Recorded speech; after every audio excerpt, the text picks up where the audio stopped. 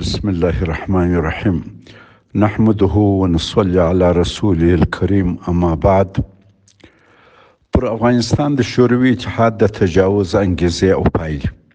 السلام علیکم ورحمت الله وبرکاته. دوستانو، فاروق اعظم نن 14 دسمبر 2023 میلادي ده. څو ورځې وروسته پر افغانستان د شوروي د تجاوز د غندنې توره ورځ ده. د ځینو دوستانو په مکرره غوښتنه غواړم د دغه تجاوز په باره کې چې زه او زما کورنۍ قرباني او هم په مقابل کې د مقدس جهاد افتخار په برخه وو خپل تاثرات سره شریک کړم. دا موضوع ډېر اړخونه لري. دا د علوم اکاډمۍ، د بهرني چارو وزارت، تاریخ ټولنې او نور ذي علاقه ادارو او اشخاصو کار دی چې دغه تجاوز مختلف اړخونه زموږ ځوان نسل ته وڅېړي.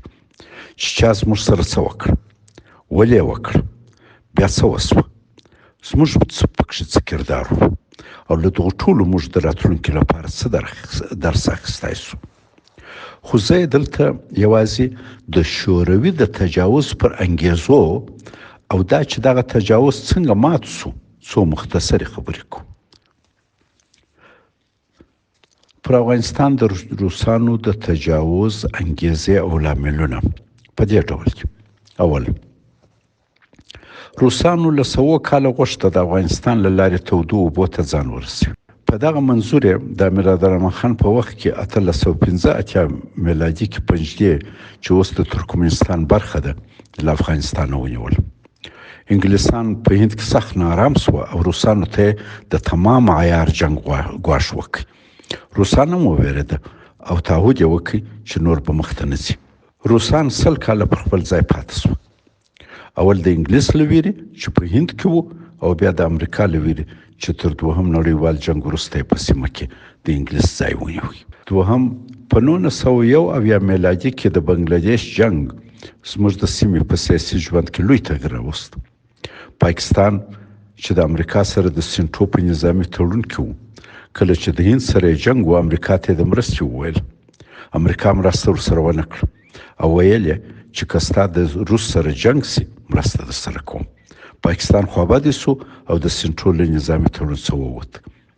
روس غوښته دغه خلا چې تقریبا تر 100 کاله انتظار وروسته منځته راغلې وه ډکه کړي. نو ځکه یې په افغانستان کې خپل کمونیست ملګري خلقیان وهڅول چې د داود خان په مشرۍ د ظاهرشاه پر ضد کودتا وکړي.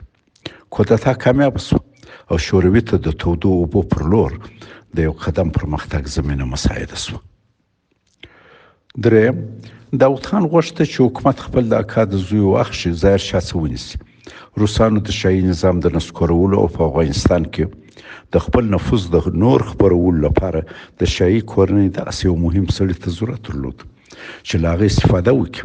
داود خان هم د خپل اقتدار لپاره له خلقیانو او روس څخه ګټه اخیستو ته اړ و. د روس او داود خان ګټې سره همغږې سوې او د ظاهرشاه سلطنت یې نسکور کړي. څلورم، شوروي خوښ سو او فکر یې کاوه داود خان به یې لاسپوڅی وي، خو داسې ونه سوه. داود خان کمونیست نه و بلکې یو مستقل مزاج افغان و.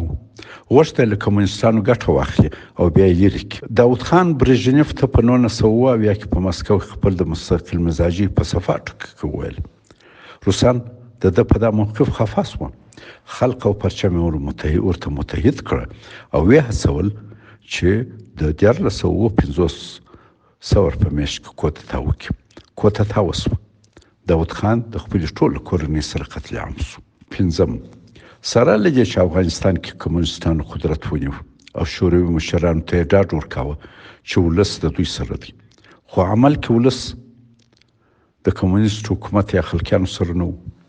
کرار شورویانو په ولس کې د خلقیانو پر رسوخ شکمن کېده، خو بیا یې هم په خپل ګاونډ کې د خپل کمونیست ملګرو ماته نسو زغملی او غوښته یې په هر قیمت هغوی په قدرت کې وساتي. شپږم، خلقیانو د کودتا له لارې په افغانستان کې قدرت ونیو، خو ژر د قدرت پر سر په خپل منځ کې د شدید اختلاف ښکار سو. له کودتا 4 میاشتې لا نه وې تېرې سوي چې د خلق او پرچم په منځ کې شدید ټکر راغی او په نتیجه کې د پرچم ډله له قدرته وشړل سو.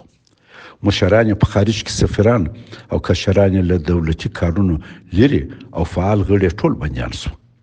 ډېر وخت نه و تېر چې دولتي میډیا اعلان وکړي پرچمي سفیرانو سفارتونه چور کړه او ټول مسکو ته پناه یوړ.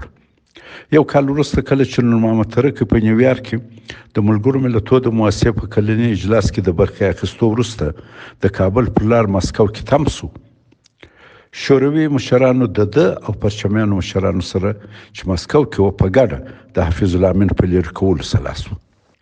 خو دا دسیسه افشا کړه شوه او په نتیجه کې نور محمد ترکی چې دغه دسیسې د عملي کولو ټټر وهلی و کابل کې ارکې ونیول شو او په ډېر فضیحت ووژل شو.